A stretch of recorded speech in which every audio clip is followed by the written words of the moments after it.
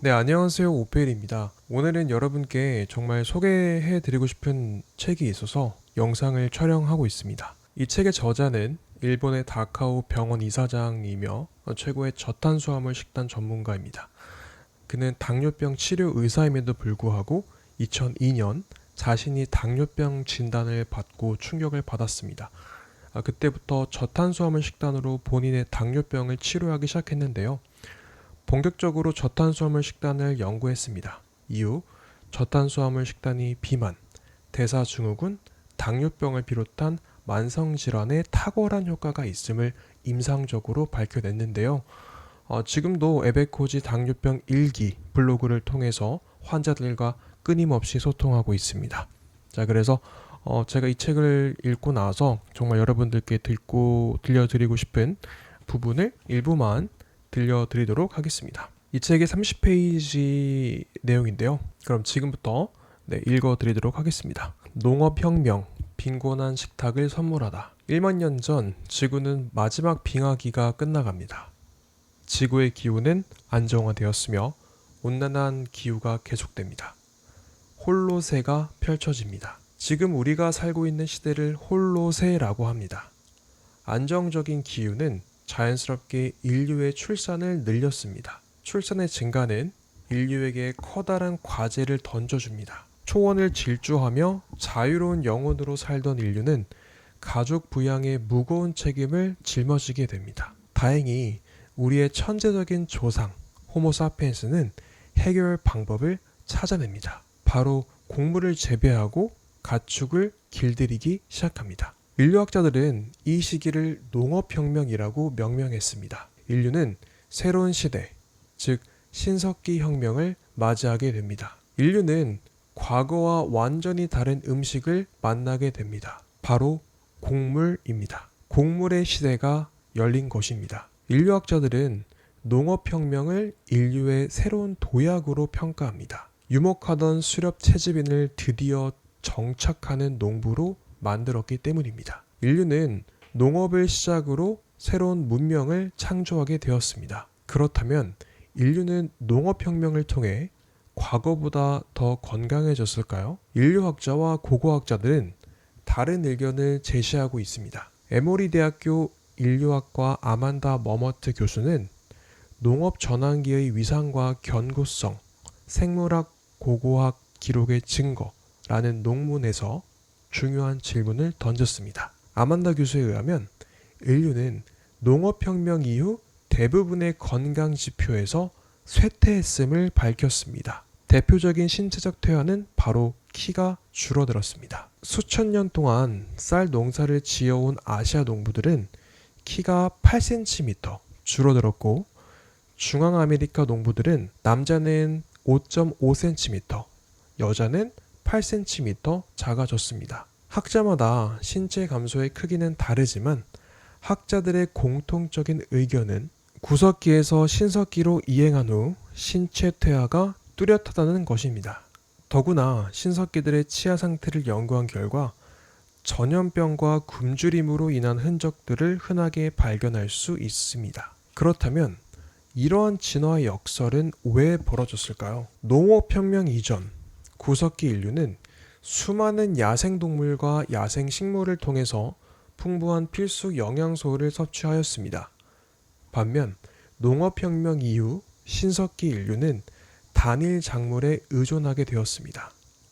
당연히 몸이 원하는 필수 영양소가 부족했습니다. 인류의 식단에서 곡물이 50% 이상을 차지하면서 다양한 질병이 발생했습니다. 대표적인 질병이 충치입니다. 농업 이전 구석기 시대의 화석에서는 충치가 거의 발견되지 않았습니다. 신석기 이후 인류의 화석에서 충치의 흔적이 발견되고 있습니다. 그렇다면 신석기 인류에게 왜 충치가 발생했을까요? 우리는 곡물, 즉 탄수화물을 먹고 나면 입안에서 세균이 증식합니다. 이 세균은 당, 그러니까 탄수화물을 통해 생존하고 먹고 난 뒤에 쓰레기처럼 산을 분비하는데요. 이 산이 치아의 표면을 녹이며 충치를 발생시키는 것입니다. 현대에서 와서 충치는 대수롭지 않은 질병일 수 있지만 원시 인류에게 충치는 치명적인 질병이었습니다. 충치로 인한 고통은 상상을 초월합니다. 고대에 충치를 치료하는 것은 쉽지 않았습니다. 인류에게 치아의 손실은 즉각적으로 생존의 문제로 이어지는 중대한 문제였습니다. 인류는 농업혁명을 통해서 다양한 야생동물과 식물을 잃어버리고 단일한 곡물 중심의 음식을 선택한 것입니다. 결국 인류는 농업혁명을 통해 빈곤한 식탁을 물려받게 된 것입니다. 인류, 지상낙원에서 추방되다. 전 세계에서 가장 많이 읽힌 책은 단연 성경입니다. 종교적 관점을 떠나서 성경은 풍부한 비유와 수많은 통찰이 담긴 멋진 책입니다. 잠시 성경의 창세기를 살펴보도록 하겠습니다. 종교적 의미가 아닌 비유적 의미에서 말입니다. 창세기의 아담과 이브의 신화는 정말 다양한 의미를 함축하고 있습니다. 또한 농업혁명을 어떻게 해석해야 할지에 대해서도 많은 통찰을 주고 있습니다. 창세기에는 다음과 같은 문구가 있습니다. 자식을 낳고 번성하여 온 땅에 퍼져서 땅을 정복하여라. 바다의 고기와 공중의 새와 땅 위를 돌아다니는 모든 짐승들을 부려라. 이제 내가 너희에게 온 땅 위에서 풀과 씨가 든 과일 나무를 준다. 너희는 이것을 양식으로 삼아라. 창세기 1장 28절에서 29절. 성경에 의하면 신은 인류에게 지상낙원을 선물했습니다. 하지만 인간은 선악과를 따먹고 창조주의 계율을 어기는 죄를 짓게 됩니다. 이에 대해 신은 징벌을 내리면서 최초의 인간 아담에게 이렇게 말씀하셨습니다. 너는 아내의 말에 넘어가 따 먹지 말라고 내가 일찍이 일러둔 나무 열매를 따먹었으니 땅 또한 너 때문에 저주를 받으리라. 너는 죽도록 고생해야 먹고 살리라. 창세기 3장 17절. 창세기 1화의 핵심은 인류가 지상낙원에서 추방되는 이야기입니다. 학자들은 이 이야기를 실낙원, 즉 낙원에서 추방되는 일화로 해석합니다. 실낙원 이야기는 깊게 생각해 볼 필요가 있습니다. 성경은 농업 노동을 신의 저주이자 징벌로 표현하고 있습니다. 거침없이 들판을 활보하던 자유로운 영혼의 소유자였던 인류는 농업혁명을 통해 속박된 존재로 전락하고 맙니다. 그래서 인류학자 제레드 다이몬드는 농업혁명을 인류 역사상 최악의 실수로 표현하기도 했습니다. 그는 아프리카 원시부족인 하드자족을 예로 들었습니다. 하드자족은 식량을 얻기 위해 하루에 단지 5시간에서 6시간 정도의 노동을 합니다. 나머지 시간은 여가를 즐겼습니다. 자유로운 생활 방식은 현재 원시 독립 부족의 공통점 중 하나입니다. 오랜 시간 일하지 않지만 원시 독립 부족들은 영양 측면에서 하루 2000칼로리 이상 섭취하며 75가지 이상의 영양가 높은 야생 동식물을 섭취하고 있습니다. 이렇게 말하는 분들도 있을 것입니다. 원시 인류의 수명은 너무 짧지 않았나? 이 질문은 반은 맞고 반은 틀립니다. 원시 인류의 평균 수명은 분명 짧았습니다. 하지만 영아와 유아의 사망률을 제외하면 원시 인류의 평균 수명은 70세가 넘었습니다. 원시 인류의 수명이 짧았던 이유는 영아와 유아의 사망률이 50%에 가까웠기 때문입니다. 이 사망률을 제외하면 지금과 비교했을 때 수명의 차이는 크지 않습니다. 물론 원시 인류는 지금과 명백한 차이가 있습니다. 원시 인류는 죽는 순간까지 만성질환과 같은 질병에 시달리지 않았다는 사실입니다. 정리해 보겠습니다. 인류는 농업혁명을 통해 식단은 질을 포기하고 양을 선택하게 되었습니다. 농업혁명은 건강한 인류와는 상관이 없습니다. 아니, 그 정반대입니다. 농업혁명에 대한 재평가가 필요한 시점입니다. 우리의 DNA는 곡물에 익숙하지 않다. 인류는 농업을 통해 곡물의 시대로 접어들게 됩니다. 곡물은 저장과 이동이 용이했으며 더 많은 단순 에너지를 공급할 수 있었습니다. 곡물의 공급은 더 많은 출산을 가능케 했으며 이 시기부터 인구 증가가 속도를 냅니다. 출산이 중요한 이유는 농업시대에서 노동력은 중요한 생산수단이며 부의 척도였기 때문입니다. 인류는 더 많은 출산을 통해 더 많은 농작물을 생산할 수 있었지만 더 늘어난 인구를 먹여 살리기 위해 더 많은 곡물을 필요로 하는 굴레에 빠지게 됩니다. 농업혁명 이전 원시 인류는 다양한 야생 동식물을 통해서 몸이 요구하는 영양소를 충분히 충족했습니다. 하지만 곡물의 시대에는 단일한 영양소, 즉 탄수화물에 일방적으로 치우치게 됩니다. 이제 인류는 지방과 단백질 식단에서 탄수화물 식단으로 돌아올 수 없는 강을 건너고 맙니다. 탄수화물은 허기를 달래고 에너지를 얻을 수 있습니다.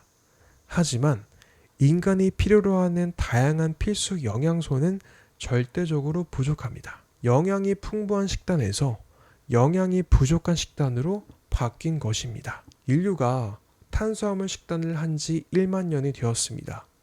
그렇다면 현생 인류는 이제 탄수화물 식단에 충분히 적응했을까요? 아니면 아직 지방과 단백질 중심 식단이 적합할까요? 이 부분은 매우 중요합니다. 저는 그 해답의 실마리를 유전자 DNA에서 찾아보려고 합니다. 우리의 행동, 생리, 대사를 결정하는 것은 유전자입니다. 인간의 유전자는 생존과 번식을 위해서 끊임없이 적응하고 변화해 왔습니다. 우리의 유전자가 가장 오랜 시간 익숙한 생활은 무엇일까요? 바로 수렵과 채집입니다. 결코 농업이 아닙니다. 거듭 말하지만 농업이 시작된 것은 1만 년 전입니다. 인류의 진화 과정을 살펴보면 수렵과 채집, 농업이 399만 대 1만으로 곡물을 주식으로 먹은 기간은 너무나도 짧습니다. 인류의 유전자는 장구한 세월 동안 저탄수화물 식단에 익숙해 있습니다.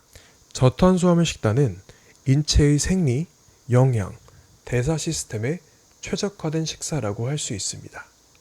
그런데 현재 우리의 식단은 총 칼로리의 60%에서 70% 이상을 곡물에 의존하고 있습니다. 이러한 탄수화물 중심 식사는 우리 몸에 문제를 발생시킬 수밖에 없습니다. 인간은 아직 곡물에 의존하는 유전자 시스템을 아직 갖추지 못했기 때문입니다. 영국에서 발간된 인간 영양학이라는 책에는 다음과 같은 대목이 나옵니다. 현대인의 식생활은 녹말과 같은 음식을 통해 포도당을 대량으로 섭취하고 있다. 이와 같은 식단은 혈당 및 인슐린 수치를 정기적으로 상승하게 만든다. 이는 암, 당뇨병, 혈관질환, 그리고 노화를 유발한다. 농업혁명 이후 인간은 곡물 위주의 음식을 섭취하게 되었다.